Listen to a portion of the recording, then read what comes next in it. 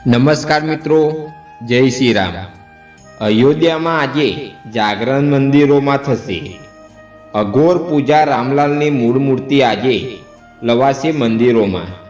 અયોધ્યા રામ મંદિરના પંડિત દુર્ગા પ્રસાદે કહ્યું કે ભગવાનનો ઓદત દિવસ એ સૌથી મહત્વનો પુનઃ ધાર્મિક વિધિઓમાં એક છે, જેમાં દેશ અને દુનિયામાં તમામ પ્રકારની ઓર્ગેનિક પાણીમાં પલાળી રાખવામાં આવશે। ભગવાનનો અધિવાસ એ જ પાણીથી થશે। તેની પાછળનો ભાવ એ છે કે તમારા ઉદ્દેશ્ય સરખીત્યો મૂર્તિમાં સમાઈ જાય। આ માટે ઓદત્ય પાણીમાં 114 માટલાનો ઉપયોગ કરવામાં આવશે।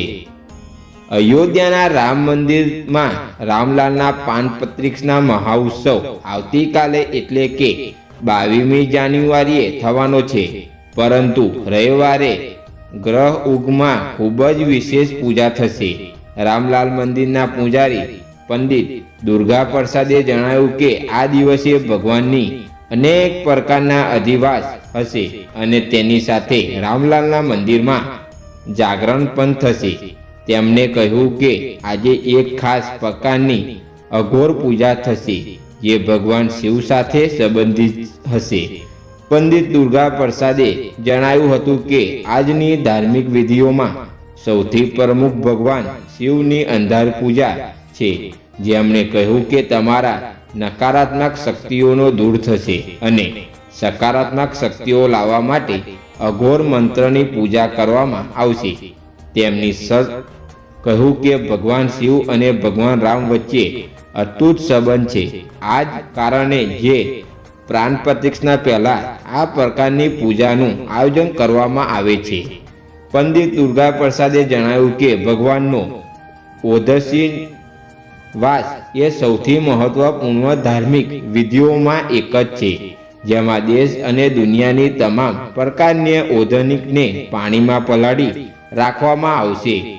ભગવાનનો અધિવાસ એ જ પાણીથી થશે। તેની પાછળનો ભાવ એ છે કે તમારા ઉદ્દેશ્ય શક્તિઓનો મૂર્તિમાં સમાઈ જાય। આ માટે ઓદિગ્ય પાણીમાં 114 માટલાનો ઉપયોગ કરવામાં આવશે।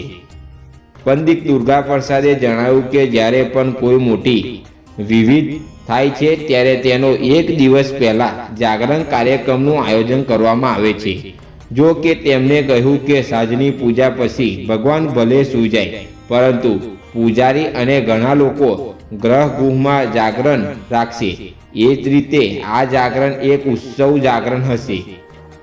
અંશાશ્રય મંદિરમાં પૂજાતા રામલાલને આજે સાંજે ગર્ભગૃહના મંદિરોમાં લાવવામાં આવશે। પંડિત દુર્ગા પ્રસાદે જણાવ્યું કે આ કાર્યક્રમ પહેલા પણ થઈ શક્યો હતો, પરંતુ મૂર્તિ વિવિધ પ્રકારના ધામોમાં ઉપલબ્ધ કરવામાં આવી રહી હતી। આ પરિસ્થિતિને ધ્યાનમાં રાખીને આજે મૂળ મૂર્તિ લાવવામાં આવી રહી છે। ત્યાર પછી એક એવી જગ્યા બનાવવામાં આવી રહી છે જ્યાં